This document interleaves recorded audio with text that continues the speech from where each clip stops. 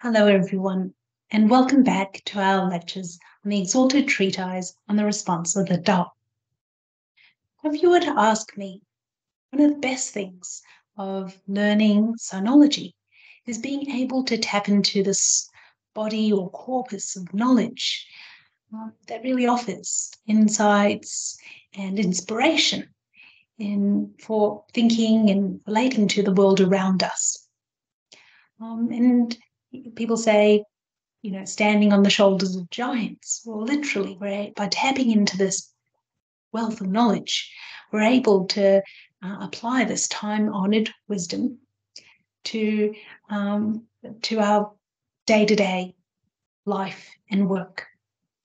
And I think that it really helps to improve the quality of our life by helping us to refine and develop our good judgment, by minimizing misdeeds that lead to suffering of misfortune, and maximizing the good deeds that lead to experiencing good fortune. And, with the Exalted Treatise on the Response of the Tao, it, as a foundational text, it is certainly a case in point. And so it's no wonder that the Exalted Treatise has been described as one of the most popular Taoist texts in China, the most popular Taoist text in China. And today we're going to look at these few lines, starting with curse oneself and others, be partial in hatred and love. And it's very clear that we're still in the section of misdeeds.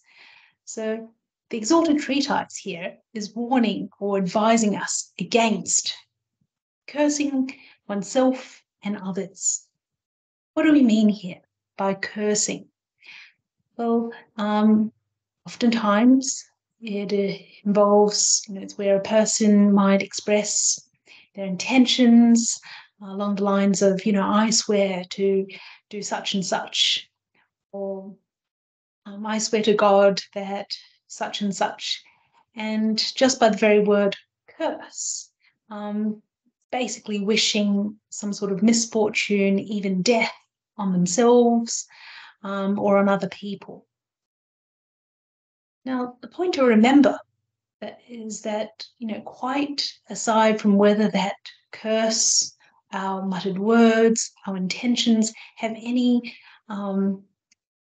detriment or effect on anyone else, those negative intentions, those negative words already count as a misdeed.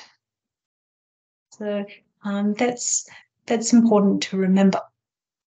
And I guess then the question is, how do we, reacting in such a way, more often than not, a person will be driven to curse themselves, other people, because they're reacting with angry emotion to some, perceived disagreeable situation or an unreasonable character. And so the question is, how does a person avoid flying off the handle in response to adverse situations? And we find that in pre-modern China, this sort of training took place from an early age for many young people. And I have here an extract from a text called, in Chinese, 同盟须知, which translates in English as the essential instructions for the young people, for children.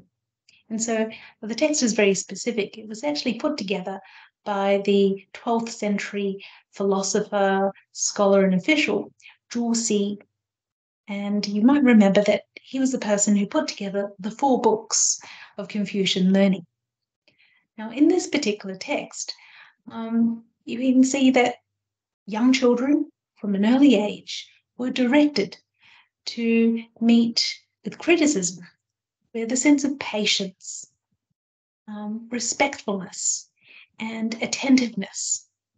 So as we can see from the first line, when the seniors and elder brothers, so family elders, including older siblings, offer instruction and correction, one must only listen attentively with lowered heads, so in a respectful way, and not engage in arrogant contention. Because as you can imagine, as soon as you open your mouth to talk back and refute and debate, you've sort of missed the point. Oftentimes you haven't really given a proper thought in consideration to the feedback and, really fully reflected on whether there is anything that you need to change in the way you go about things. So, bearing in mind that this text was meant to be read for children, it's very specific. In the next passage, it directs that when elders admonish or find fault with you, do not immediately defend yourself. Instead, remain silent for the time being. After some time, carefully and thoughtfully consider the matter. It is likely that the issue was as they described, and what happened before may have been an occasional lapse of memory. Maybe the young child has forgotten a former instruction or a piece of advice, and so they've made a mistake this time. Or perhaps it was a momentary lack of reflection, a lack of good judgment on the part of the young person. Well, in such cases, there is no harm in accepting the criticism, and the truth of the matter will become clear in due course. So we find that young children from an early age were taught not to lug the handle or to react in an angry, emotional way, but to take criticism, feedback on board with patience, listening carefully, and then really considering, reflecting on themselves as to whether they need to change, make some adjustments to the way they conduct themselves. And these passages might remind you of another text known as the Guidelines for Being a Good Person. Now, this text was put together about 600 years later in the 18th century and sort of echoes the former directions. It states, when our parents instruct us, we should listen respectfully. So first listen. When they scold us, when they're trying to correct us, we should sincerely accept what they say. So we can see that from an early age, and obviously it's never too late to build up these wholesome habits. Young people were taught to at least listen, hear the person out, listen to the feedback. And then, even if that feedback is not 100% accurate or correct, at least be grateful and respectful to the person for taking the time to offer their thoughts and suggestions and comment and criticism. So in that way, the young person would be able to really make the most of the opportunity to develop and improve themselves and not just, react with angry emotion and resort to cursing themselves or other people. So that's in relation to not cursing oneself or others. And the following line is related to it's talking about not being partial in hatred and love. I suppose why these two lines are linked together is because in both cases, a person is letting their good, rational, proper judgment be clouded. In the first instance, be clouded by their angry, emotional reaction. And in the second instance, by their own personal bias and prejudices. So that's essentially what the partiality means. And of course, the second line is very broad in its scope. It would encompass our interpersonal interactions in the context of our family, so between interactions between parent and child, among spouses, among siblings, or beyond the family, in the workplace, in the community. So the scope is very broad. Any time where we might risk being biased in some way. And I suppose the real problem with this partiality is that it robs us of treating others in a principled and a fair way. And it's not just the Exalted Treatise that picks up on this common misdeed. In the next slide, I've extracted a passage from the Highest Learning, so one of the 4 books that was collected by Josie, and it elaborates on this idea of partiality. It states, so it is that there are few in the world who love someone and yet recognize their badness. So when a person favors another person, they very often will be blind or be overlooking any shortcomings for the person that they favor. And in the same vein, those who might hate somebody, but yet recognize their goodness, are few indeed. So there are few in the world who would be able to hate somebody and yet also be able to recognize their merits. This is very common. The Highest Learning even quotes an adage to say that a person recognizes neither the badness of their child nor the largeness of their grain. So saying that this partiality not only colors our judgment, but it creates blind spots. As soon as we make up our mind to favor someone, we think, they're absolutely great. There might be blind spots we have in relation to their shortcomings. If we make up our minds to think that somebody is terrible, or there might be blind spots that prevent us from seeing and recognizing their strengths and their merits.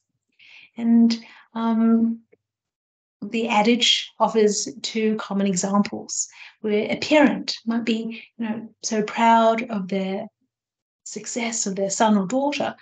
They're so focused on the successes that they may be blind, they may be completely unaware of the faults or the shortcomings, areas where their son or daughter may need to improve. And the farmer, because they're out there day after day working the fields, weeding, watering, hoping that the grain or their crops grow larger, faster, they can be oblivious to the gradual growth of their grain.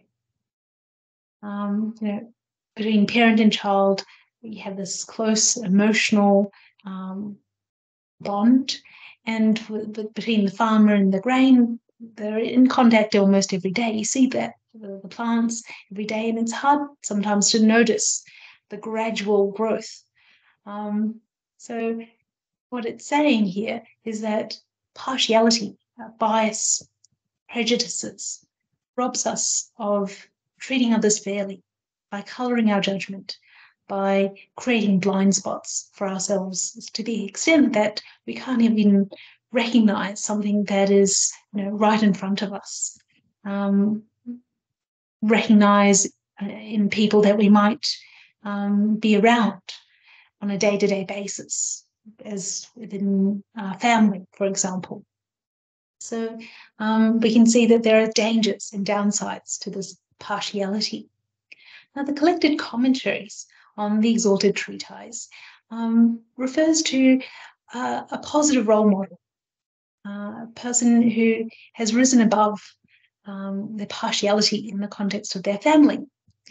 And this role model actually is recorded in a book called the Lian Yu Zhuan, otherwise translated as the exemplary women of early China. A particular account is entitled The Kind Mother, and this is Mrs. Mang from the state of Wei, which is sort of located here in central coloured bit orange, you could say. And this historical account comes from a time known as the Warring States period in Chinese history. So roughly around the 3rd century before the Common Era.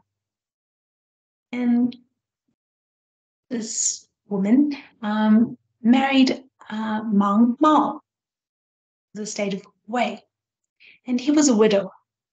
So she became the second Mrs. Mang, and he had already 5 sons from his early marriage.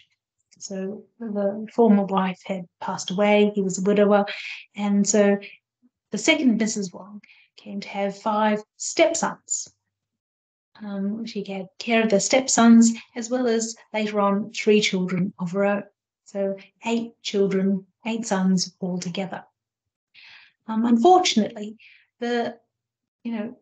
she treated her stepsons exceptionally well, but they couldn't get along. The stepsons didn't love their stepmother. For some reason, just didn't get along with her, no matter what she tried. And it so happened that the 3rd stepson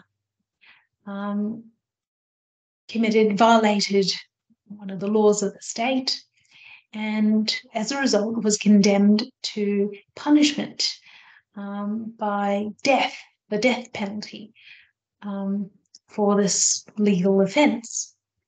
Now, as you can imagine, Mrs. Mang, being the kind mother that she was absolutely grief-stricken. She was absolutely distraught for what had happened to this stepson.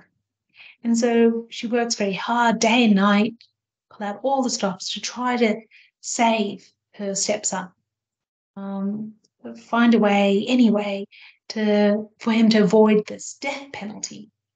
And she doesn't give up. And someone, said to her that, look, stepson doesn't love you, doesn't appreciate anything that you do. So why worry and trouble yourself? And this is what she said in response. She said, my stepson is just like my own son. If one of my own sons did not love me, well, I would still try to save him from disaster and remove him from harm's way. If I refused to, if I didn't do this for my stepson, well, how would that be different to treating him as if he were a stranger? Because he is an orphan, he had lost his mother, his father asked me to be his stepmother. And a stepmother is like a mother.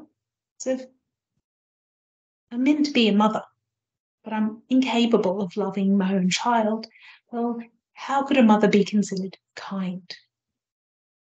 If one cares only for one's kin, my own sons, and I'm biased against those who are not, like my stepsons, well, how could a mother be considered righteous?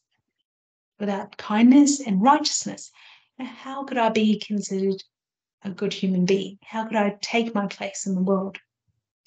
Although my stepson doesn't love me, how could I disregard what is right? How could I, not do what is the right thing to do? So she then proceeded to appeal his case. And what happened was that the ruler, the king of the state of Wei, heard about her, all of her efforts and her principled conduct.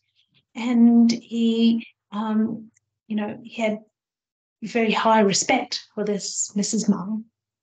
And because he so highly respected her, he granted reprieve to his stepson. So his punishment, the death penalty, was officially cancelled, and he was able to return home. Now, this was nothing short of a miracle. to have the second chance at life. And what happened was all 5 of her stepsons from then on completely changed their attitude, and they were able to, get along harmoniously as one big family. But the story doesn't end there. It's a very happy ending. But that's not the end of it. What happens is that through her personal example, you can tell from her words here, but she puts this into practice. And through her personal example, this Mrs. Mang ultimately raised all 8 of her sons, stepsons included, to become people of good moral character, good moral conduct. And how do we know this? It's because it's recorded in the exemplary women of early China. And it's recorded that they were recognized renowned for their good moral conduct. And indeed, they achieved appointments, all 8 of them. They were appointed as high officials in the state of Wei. As I've mentioned before, having the honor of being appointed as a government official meant that you were upheld as a positive example for the rest of the community. Obviously, as the government official, you had a responsibility to care for everyone in that community as their compassionate parent. But a big part of that job was to provide that exemplar, that positive role model. And you could say, this is just one woman who chose to fulfill her moral duties, to be principled, to be fair to all of her, stepsons, her own sons, and, not in a role as wife and mother, and not be biased in fulfilling her duties. And you can see the impact she had, not just say in saving the life of one of her stepsons, but really raising them to be people of distinction. So this is just one example, one fine example of one woman from the Warring States period in the state of Wei. So this helps us understand a little bit more about why the Exalted Treatise would advise us not to curse oneself and others, and advise us against being partial in hatred and love. Let's take a look at the next lines. Step over wells and hearths, leap over food and people. Now, these 2 lines really extend our heart of respectfulness, not just to the people that we deal with on a day-to-day basis, but also to places of special significance for the family or for the rest of the community. So if we look at the first line, to step over wells and hearths. For many people in developed countries, wells aren't something that you might come across every day. But wells were traditionally where people would source their water for drinking, for cooking, for cleaning, washing, for the offerings for their ancestral remembrance, for sacred deities, offerings to sacred deities. These days, developed countries, water comes from the tap, and tap water is essentially, mostly derived from what's known as surface water, which is rain and snow that's already been collected in rivers, streams, lakes that are piped and pumped to water treatment centres. That's where the vast majority of where tap water comes from. There's about 30%, another 30% that comes from what's known as groundwater. So this is where the rain and snow has seeped into the ground and is stored in natural aquifers. that are accessible through natural springs or that are sort of pumped through wells. Now, as you can appreciate, wells are and have been historically a vital resource for the whole community. Young and old would rely on this source of water, and so it would be deserving of respect. And how do we show?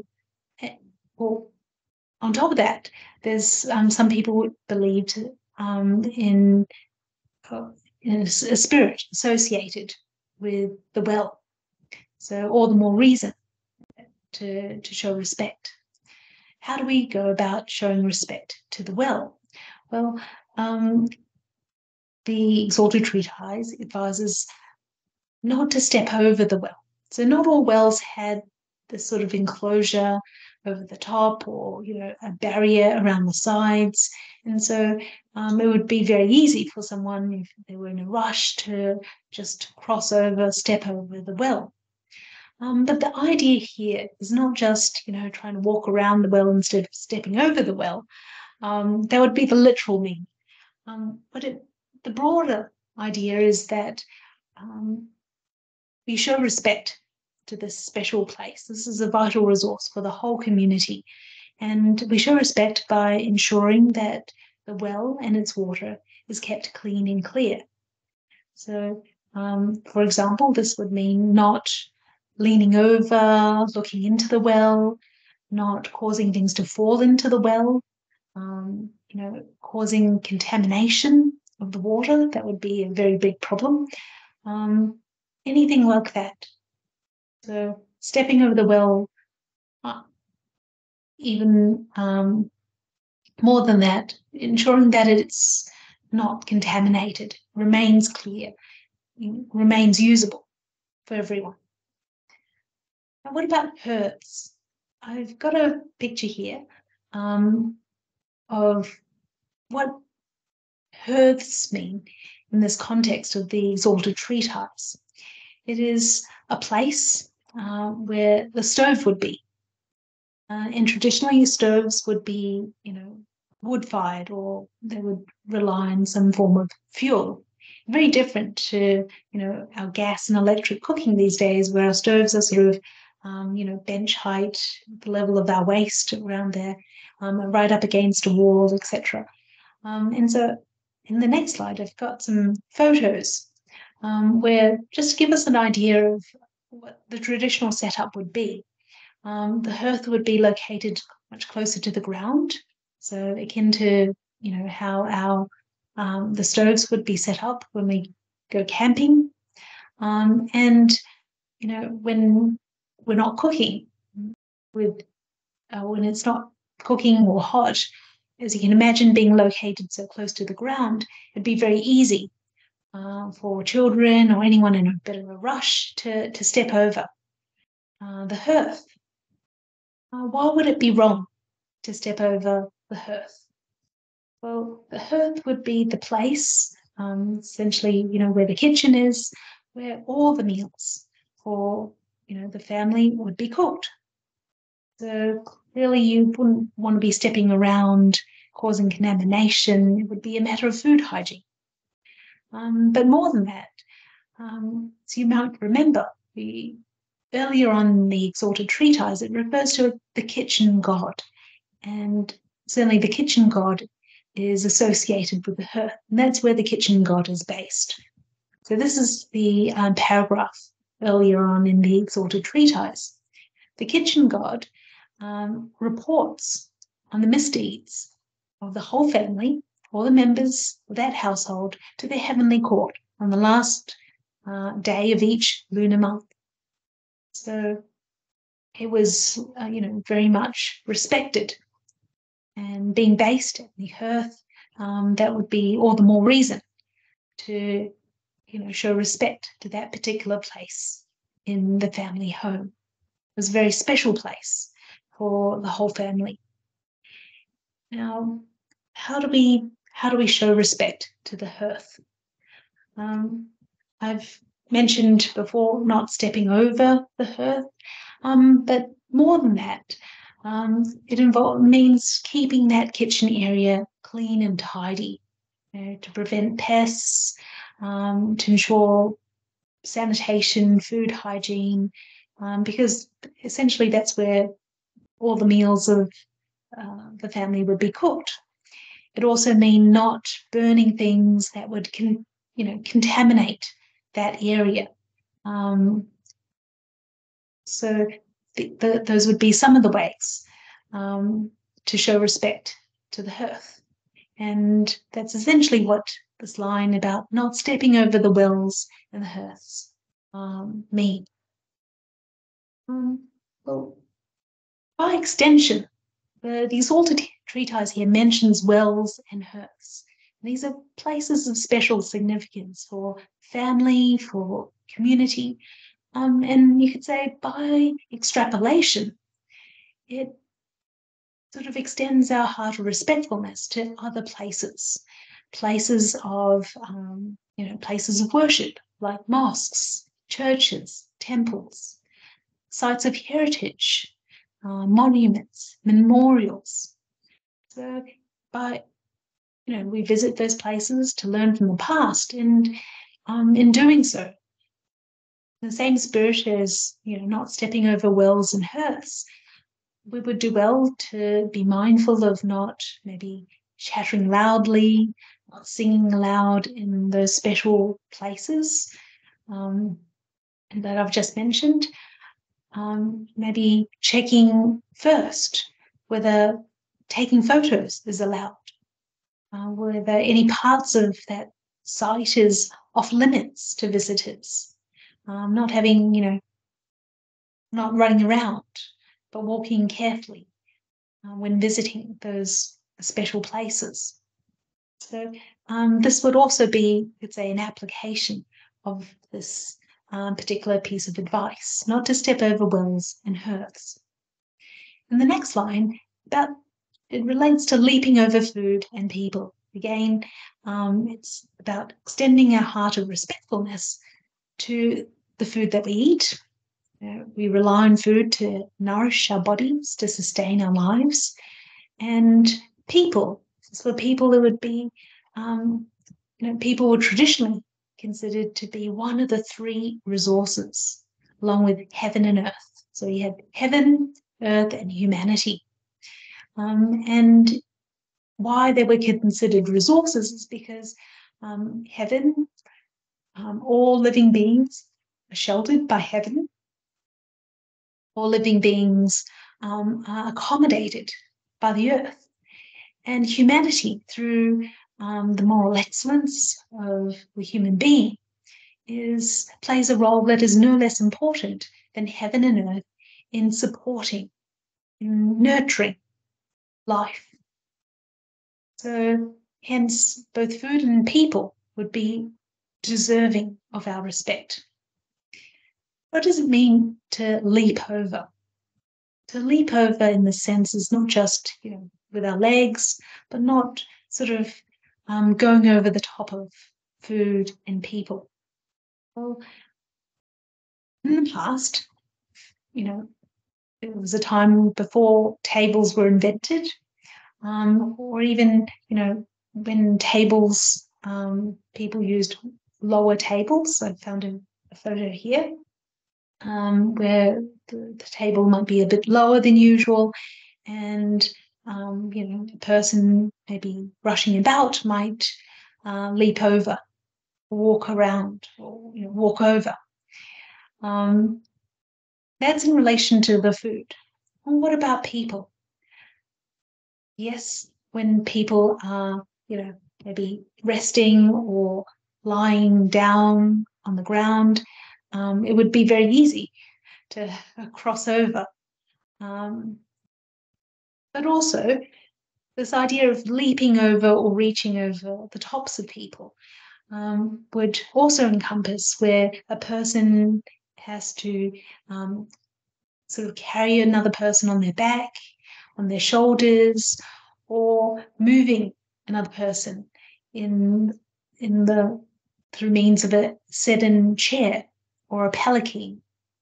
And why that is essentially because, as you can see here, the movers are essentially treated as horses. And so that would also be sort of put together, lumped together in this idea of not try to avoid leaping over food and people. Now, interestingly, this idea of leaping over food, we find some elaboration in another text. And this text is called The Essentials of Daily Etiquette. It was put together by Professor Lieberman in 1959. And essentially, it draws on sort of ancient guidelines for interacting with others with respect and due consideration.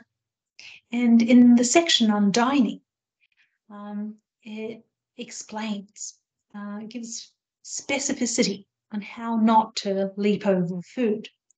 So when using chopsticks to pick up food, only take from the closest dishes, the dishes that are closest to us. You don't want to be standing up, reaching across right over to the other side of the table to be taking from those dishes. That's one way. Another way is to be mindful when using, our utensils to take food from a particular dish, not to take from the middle of the dish. The idea is to take from the side that is closest to you, so not just the dishes that are closest to us, but also when reaching into that common dish or tray, to take from the edge or the side that is closest to us. And that is out of respect for other people around that table, our fellow diners, and also out of respect for the food. So we're not reaching over the food, not leaping over the food as it was.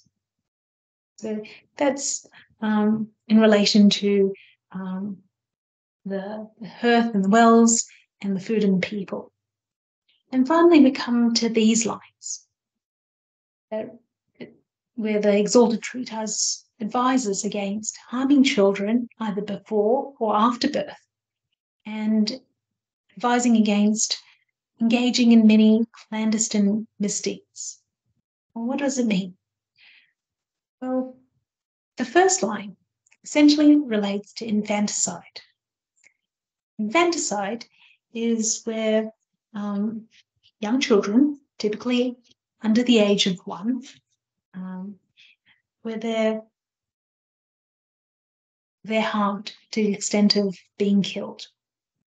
Now, as you can imagine, this is the very earliest formative stage of life, when life is at its most vulnerable. And this line relates to parents themselves taking the lives of their own children. And, either before or after they're born. Now, infanticide can come about intentionally through deliberate means, for example, by suffocation, by drowning, by dehydration, starvation, and head injuries, deliberately harming the child, killing the child in that way, or could be less direct. So, for example, where there is inadequate nutrition, abandonment, neglect, or careless parenting. But the end result is that the child doesn't survive. And why would that happen? Why does infanticide happen? I did some research, and some common causes why infanticide comes about is because there is a lack of access to modern birth control, or the woman or the particular family feel that they don't have the means to look after another child, or the child is the result of an unwanted pregnancy. Could be it's the child that pregnancy has happened outside of a recognized, accepted relationship, or where the parents have a particular preference for the gender of their child, or for the child to have specific characteristics. For example, they may prefer that the child not suffer from a deformity or some form of disability, and so they would rather the child not survive. So these are some common reasons why infanticide comes about. And in my research, I came across an independent international non-government organisation by the name of Humanium that works for the well-being of children around the world.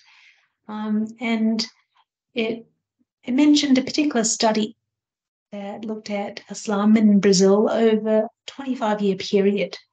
And the study was reported in 1992, and basically it reported an average of 200 deaths per 1,000 births of children. And then, so that's essentially 20% of children suffering infanticide, not surviving, with most of those deaths actually being due to neglect and careless parenting. So, for example, some parents would prefer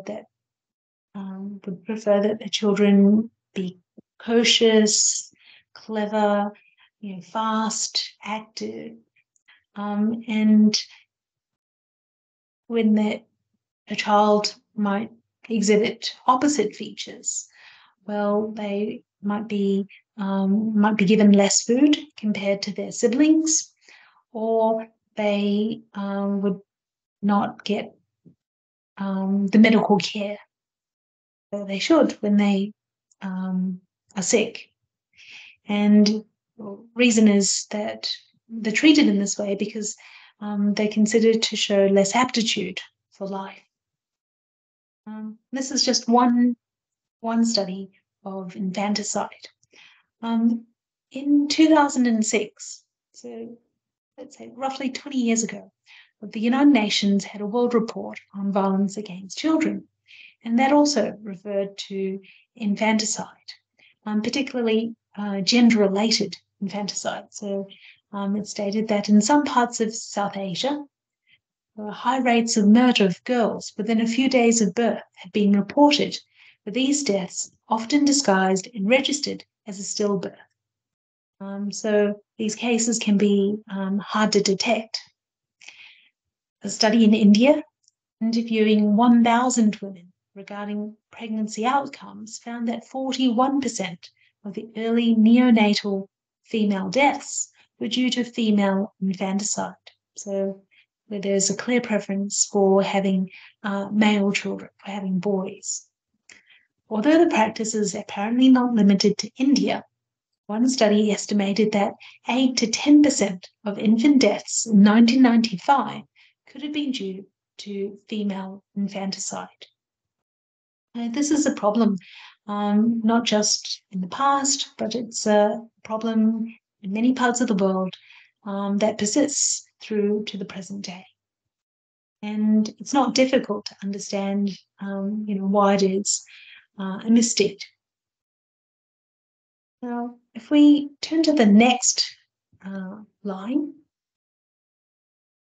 where the Exalted Treatise advises against engaging in many clandestine misdeeds. Clandestine meaning being covered up, concealed, kept unknown. And it's very clear in this line that there's no question that the misdeed has taken place. What makes it even more problematic is that the person is trying to cover it up, particularly keep it unknown, undiscovered, and thinking that they can actually get away with it. What the problem is that according to the collected commentaries on the Exalted Treatise, is that the more the person tries to conceal their misdeed, the worse the consequent misfortune will be. So we can understand why it would be a problem. And why, I suppose, the sentence comes straight after the line about harming children before or after birth is because the unwanted pregnancies that we mentioned before often are related to clandestine activities, misdeeds. And, well, part of the reason, frequent cause of why someone might want to keep their misdeeds clandestine, concealed and covered up is because there's some self-interest involved. They're essentially trying to take advantage of another person for their own profit and advantage, and hence the misdeed is described as clandestine. Now, the idea here is, well, the question is it really possible to keep the misdeeds covered up? Can misdeeds be clandestine?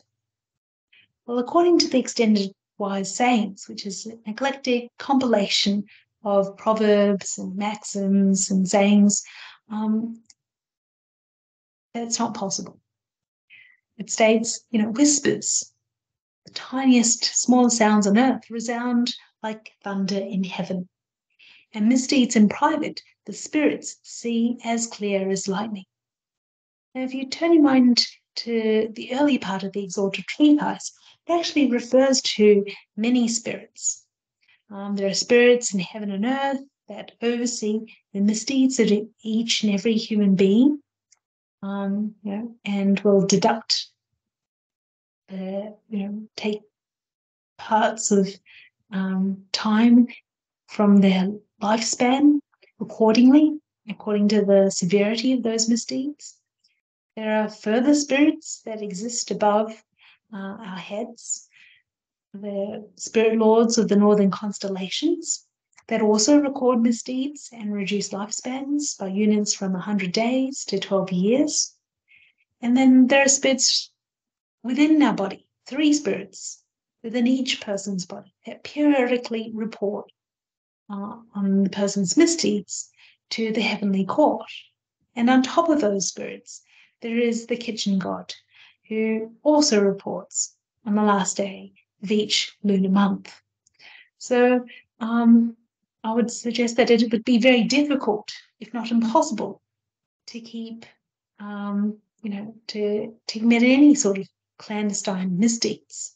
You're just really deceiving yourself if you think that you can really cover these things up. You might be able to deceive another person, but it's almost impossible to escape from the records of all these spirits within our bodies, above our heads, all around. They keep track of all of our conduct, whether they be good deeds or misdeeds, and particularly the misdeeds. So I think, as you can sort of appreciate from all the lines that we've covered today, the idea that such advice, such guidelines can really help us develop our good judgment as to what counts as a misdeed. Can we really get away with any misdeeds? Can we escape the consequences of those misdeeds? And therefore be in a better position to improve our quality of life. And essentially, that's one of the greatest advantages of studying these texts. Really tapping into the corpus of knowledge that's been recorded in classical Chinese. So I think on that note, I'd like to conclude today's talk on the Exalted Treatise the response of the dove. Thank you very much for your kind attention, and I look forward to exploring further lines with you next time. Thank you.